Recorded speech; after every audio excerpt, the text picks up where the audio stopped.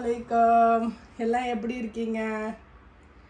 இன்றைக்கி நம்ம என்ன செய்ய போகிறோம் அப்படின்னா, பேச்சுலர்ஸாக இருக்கிறவங்களுக்கும் சரி, இல்லை நம்ம பசங்களை நம்ம ஹாஸ்டலில் விட்டுருக்கோம், அவங்க குயிக்காக எப்படி நம்ம பிரியாணி செஞ்சு சாப்பிட்றது அப்படின்றாலும் சரி, இல்லை வீட்டில் உள்ள ஃபேமிலி கொஞ்சமாக ஆட்கள் இருக்கிறவங்களா இருந்தாலும் சரி, அவங்களுக்காக தான் இந்த பிரியாணி. நம்ம சிம்பிளாக ஈஸியாக குயிக்காக செய்கிறதுக்காக இந்த பிரியாணி நான் இப்போ செய்ய போகிறேன். இது என்ன பிரியாணினா, பீஃப் பிரியாணி தான். நான் பீஃப் பிரியாணி இன்னும் செய்யவே இல்லை, எங்களுக்கு இல்லை, உங்களுக்கு இன்னும் நான் செஞ்சு காமிக்கல.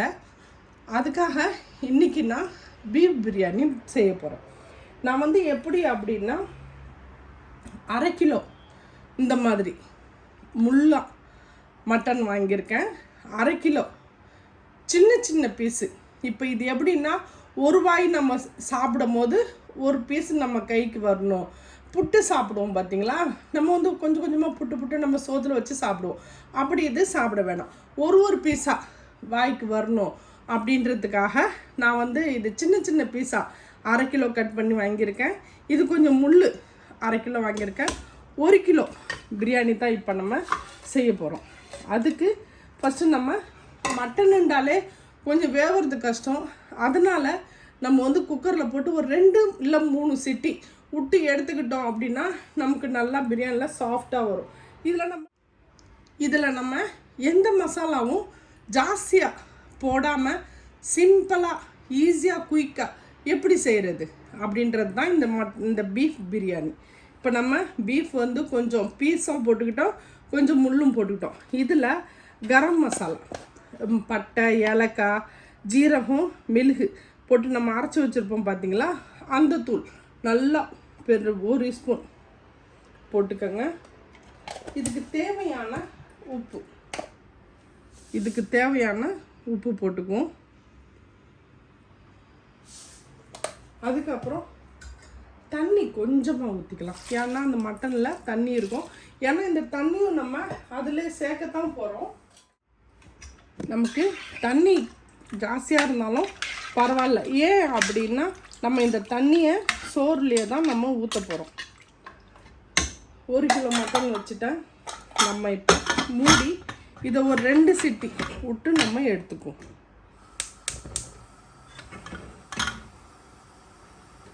இது சீக்கிரமாக ஆகிடும். அதுக்குள்ளே நம்ம ரைஸ் கழுவி ஊற வச்சுருவோம். வெங்காயம், தக்காளி, பச்சை மிளகாய், கொத்தமல்லி நம்ம கட் பண்ணி எடுத்துகிட்டு வந்துடலாம். நான் இன்றைக்கி என்ன ரைஸ் எடுத்துக்கேன்னா, பாஸ்மதி எடுக்கல, ஜீரா சம்பா 1 கிலோ எடுத்திருக்கேன். இதை நம்ம கழுவி ஊற வச்சுருவோம். நம்ம குக்கர் அடுப்பில் வச்சுட்டோம். அதுக்குள்ளே நம்ம வெங்காயம், தக்காளி வெட்டிக்கலாம். இது பாருங்க, பெரிய வெங்காயம் 1, சின்ன வெங்காயம் 1 தான் எடுத்திருக்கேன்.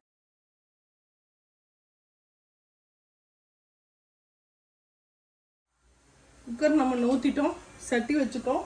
அதில் நம்ம இப்போ 1 ஸ்பூன் அமுல் நெய் ஊற்றிக்கலாம்.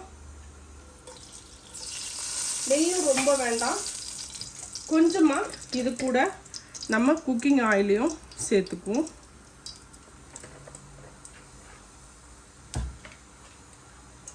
சூடு ஆயிடுச்சு.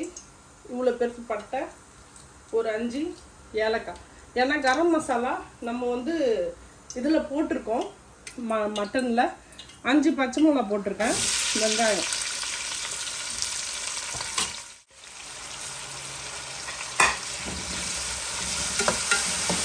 நல்லா கொஞ்சம் நிறையாவே போடுங்க, வாசனை செம்மையாக வரும். மசாலா இல்லை, 1.5 ஸ்பூன் இஞ்சி பூண்டு பேஸ்ட்டு, இந்த பிரியாணி மசாலா 2 ஸ்பூன். இவ்வளோதான். வெங்காயம் ரொம்ப வதங்க வேணாம், இவ்வளோ வதவுனா போதும். நம்ம இதில் இஞ்சி பூண்டு பேஸ்ட்,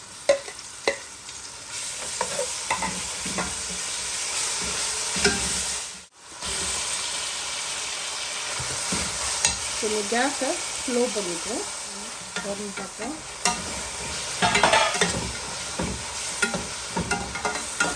தக்காளி நம்ம கிண்ட வெந்துடும். இப்போ நம்ம பிரியாணி மசாலா போட்டுடலாம். மட்டன் பிரியாணி மசாலாவை இதில் போட்டுடலாம். வாவ், இப்படியே வாசனை தூக்குது. 2 ஸ்பூன் தயிர் போட்டுக்கலாம்.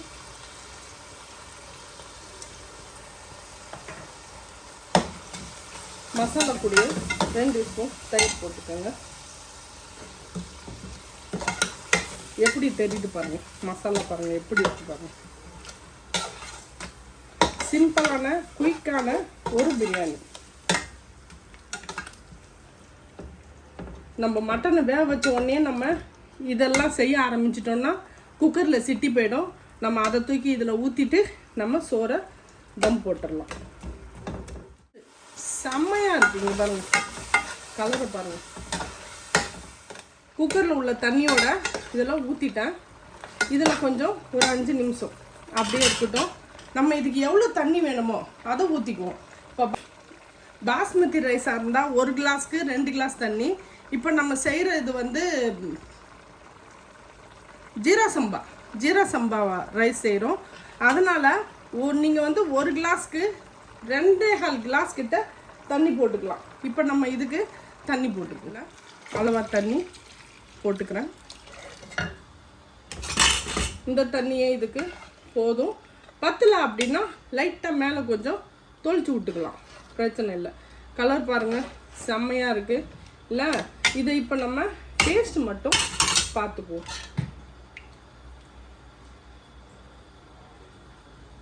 வாவ், உப்பு புளிப்பு உரப்பு எல்லாமே கரெக்டாக இருக்குது. இப்போ இது கொதிச்ச உடனே நம்ம இதில் ரைஸ் போட்டுற வேண்டியதான். கொதி வரப்போது நம்ம இப்போ ரைஸ் போட்டுடலாம்.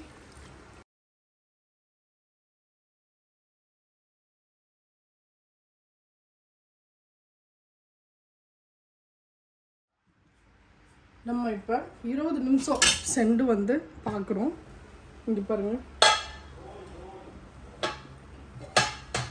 சோறு வந்து கொஞ்சம் தம்மாக இருக்குது. நம்ம இதை வந்து ஒரு டைம் இப்படி கிண்டி விட்டால் போதும்.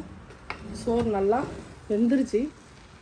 இனிமேல் இதை ஒன்றும் செய்ய வேணாம், அப்படியே ஒரு 10 நிமிஷம் மூடி வச்சிடும். இங்கே பார்த்தீங்களா, நம்ம 1 கிலோ ரைஸ் 1 கிலோ பீஃப் போட்டு கூட நமக்கு வந்து ரைஸாக தான் தெரியுது பாருங்கள். எப்படி கலர் பார்த்தீங்களா, செம்மையாக இருக்குது பாருங்கள். சோறோட டேஸ்ட்டும் ரொம்ப நல்லாயிருக்கும்.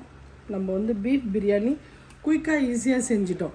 இப்போ நான் கேஸு ஆஃப் பண்ணிட்டேன். இதுக்கு ஒரு வெங்காய பச்சடி வச்சு மட்டும் சாப்பிட்டா போதும். இதை நம்ம ஒரு 10 நிமிஷம் வச்சுட்டு நம்ம அதுக்கப்புறம் சோறு எடுத்து பார்ப்போம். 10 நிமிஷம் கழித்து நம்ம திறந்து நம்ம பீஃப் பிரியாணி எடுத்து பார்ப்போம்.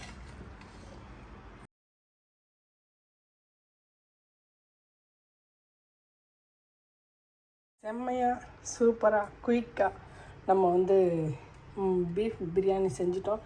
இங்கே பாருங்கள், நம்ம ஒரு வாய் எடுக்கும் போதும் ஒரு மட்டன் நமக்கு வாயில் போயிட்டு இருக்கும். அதனால் சின்ன பீஸாக போட்டு வாங்கிக்கோங்க.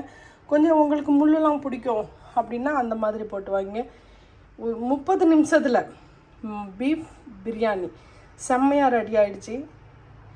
இந்த பிரியாணி உங்களுக்கு பிடிச்சிருந்துச்சுன்னா நம்ம குயிக் குக்கிங் பை நிஷா சேனலுக்கு லைக் பண்ணுங்கள், ஷேர் பண்ணுங்கள், கமெண்ட் பண்ணுங்கள், மறக்காமல் பெல் பட்டன் கிளிக் பண்ணுங்கள்.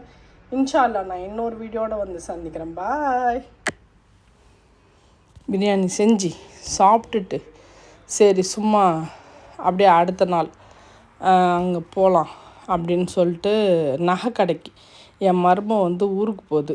அதனால் பிள்ளைங்களுக்கு கொஞ்சம் வளைய மாற்றிட்டு வாங்கலாம் அப்படின்னு சொல்லிட்டு என் பேத்திக்கு வளைய வாங்க தான் போயிருந்தேன். பழைய வளைய என்ன ஆயிடுச்சுன்னா அமுங்கி போச்சு. அதனால சரி அதை கொடுத்துட்டு வாங்கலாம் அப்படின்னு சொல்லிட்டு போய் வாங்கினோம். செம்மையாக வளையுது. இந்த வளைய தான் ஒரு வளைய 10 கிராமுக்கு இருந்துச்சு, நல்லா இருந்துச்சு. அது வாங்கிக்கிட்டு அப்புறம் என் மருமக சின்னதாக ஒரு மோதிரம் கேட்டுச்சு, அது வாங்கிக்கிட்டு அன்றைக்கிங்க பார்த்தா டிசைனு சான்ஸே இல்லை. நெக்லஸ்லாம் அவ்வளோ செம்மையாக டிசைன் வந்திருக்கு. அழகாக இருந்துச்சு எல்லா டிசைனும். எனக்கு ரொம்ப பிடிச்சிருந்துச்சு. சரி அதான் அப்படியே ஒரு வீடியோ எடுத்து காட்டுவோம் அப்படின்னு சொல்லிட்டு வீடியோ எடுத்துக்கிட்டு இருந்தேன். வளையலும் நெக்லஸுங்களும் செம்ம டிசைனு, சான்ஸே இல்லை. இது வந்து எங்கன்னா கீசஸ் லூலு அலுகாஸ், கீசஸ் லூலு இருக்குது பார்த்தீங்களா, அங்கே அலுகாஸில் தான் நான் வந்து ஒரு 20 வருஷமாகவே அங்கே தான் நகை வாங்குகிறேன். எனக்கு அங்கே தான் ரொம்ப பிடிக்கும். நான் வந்து தேராலாம் போகிறதில்ல, ஏன்னா பார்க்கிங்கு டிராஃபிக் அப்படின்ட்டு போக மாட்டேன். இங்கே தான் வாங்குவேன். எனக்கு நான் என்ன டிசைன் வச்சுருக்கேனோ எல்லாமே இங்கே உள்ளது தான். வேறு யாருக்கும் வேணுன்றாலும் இங்கே தான் வந்து வாங்குவேன். அன்றைக்கி கூட்டம்னாலும் கூட்டம், செம்ம டிசைனு, சான்ஸே இல்லை. அப்புறம் என் பேத்திக்கு மட்டும்தான் வளைய வாங்கிட்டு, என் மருமகளுக்கு பெரிய மருமகளுக்கு சின்னதாக ஒரு மோதிரம் வாங்கிக்கிட்டு, அப்புறம் அப்படியே டிசைன் சரி உங்களுக்கு கொஞ்சம் அப்படியே எடுத்து காமிக்கலாம். இது வந்து 18 கேரட் கால் கொலுசு, ப்ரெஸ்லைட்டு எல்லாமே ரொம்ப நல்லா இருந்துச்சு. வளைய வாங்கிட்டு அது மோதிரமும் வளையலும் எல்லாம் கொடுத்துட்டு தான் வாங்கினோம். பழசு கொடுத்துட்டு புதுசு வாங்கிட்டு அதோடு நாங்கள் கிளம்பி வந்துட்டோம். டிசைன் உங்களுக்கு பிடிச்சிருந்துச்சு அப்படின்னா கமெண்ட்ஸில் சொல்லுங்கள். இது மோதிரம், அது இந்த ரிங் மாதிரி வேணும் அப்படின்னு ரொம்ப நாளாக சொல்லிக்கிட்டே இருந்துச்சு. வாங்க போகவே முடியல, டைமே கிடைக்கல. சரி இன்றைக்கி பேத்திக்கு வாங்க போகும்போது அப்படியே வாங்கிடலாம் அப்படின்னு சொல்லிட்டு வாங்கிட்டு வந்தேன். இந்த வலையை கூட நம்ம வாங்கியிருக்கோம்ல, இது வந்து சீக்கிரமாக அமுங்காது. குழந்தைங்களுக்கு வாங்கினா இப்படி கையை அடித்து இதாக ஆக்கிடுங்கள்ல, அதனால் இது அவ்வளோ சீக்கிரமாக அழுத்தமாக இருக்குது, அழுந்தாது, கோணம் மூலியமாக ஆகாது சீக்கிரமாக. கொஞ்சம் பெருசாகவே வாங்கிக்கிட்டேன். அதோடு வாங்கிக்கிட்டு வந்தோம். உங்களுக்கு அந்த சாப்பாடு வீடியோ இது எல்லாம் பிடிச்சிருந்துச்சு அப்படின்னா இங்கே பாருங்க, இதான் லூலு.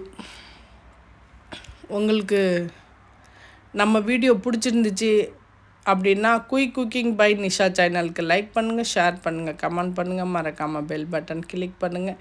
இன்ஷா அல்லாஹ் நான் இன்னொரு வீடியோடு வந்து சந்திக்கிறேன். பாய்.